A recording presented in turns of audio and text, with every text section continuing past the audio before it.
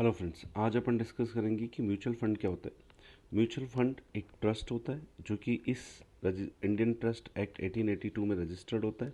ये कंपनी नहीं होती, इट इज़ अ ट्रस्ट। ये इन्वेस्टर से पैसा लेता है और तीन टाइप के मार्केट में लगा देता है। एक जिसे अपन इक्विटी मार्केट बोलते हैं, दूसरा डेट मार्केट और तीसरा मनी मार्केट। अब ये क्या होता है, तो वन बाय वन अपन इनको डिस्कस करते हैं। इक्विटी मार्केट क्या होता है? इक्विटी मार्केट को ही अपन कॉमन लैंग्वेज में शेयर मार्केट या स्टॉक मार्केट बोलते हैं। अगर मान लो रिलायंस को पैसे की ज़रूरत पड़े तो वो शेयर इशू कर सकता है।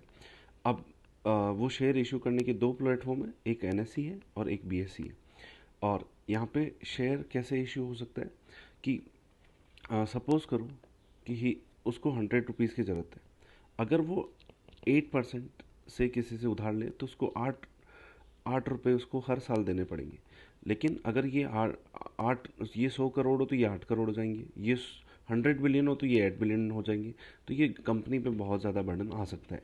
इसके बजाय ये क्या कर सकते हैं, 10 रुपीज़ के 10 शेयर इशू कर देंगे तो ये 100 रुपीज़ हो जाएंगे। फिर ये बोलेंगे कि अगर मेरी कंपनी की वैल्यू बढ़ेगी तो आपके शेयर की वैल्यू भी बढ़ जाएगी।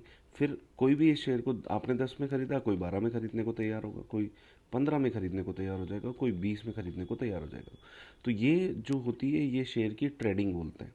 और पहली बार जो कंपनी शेयर इशू करती है उसे अपन बोलते हैं IPO. I hope this part is clear to all of you. Yes, okay, let's move. So Reliance को पैसे की ज़रूरत होगी तो दो जगह से शेयर इशू कर सकती है, एक नेशनल स्टॉक एक्सचेंज, दूसरा बॉम्बे स्टॉक एक्सचेंज।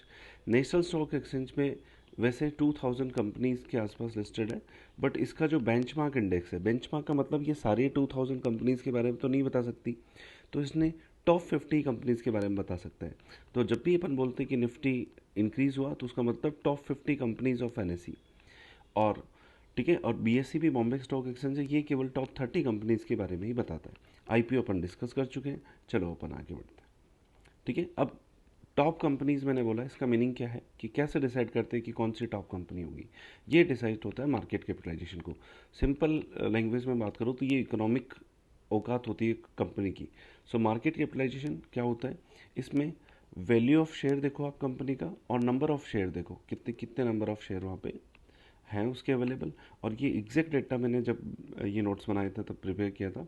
ये रिलायंस का शेयर इसके आसपास ही चल रहा होगा और इतने नंबर ऑफ शेयर उसके अवेलेबल है।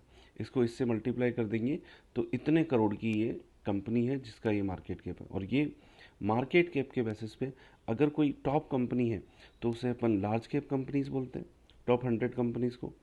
100 to 150 को मिड कैप कंपनीज बोलते हैं, मिड कैप। एंड 250 से ऊपर वाली कंपनीज को स्मॉल कैप कंपनीज बोलते हैं। ठीक है, तो ये इसके बाद में अपन बात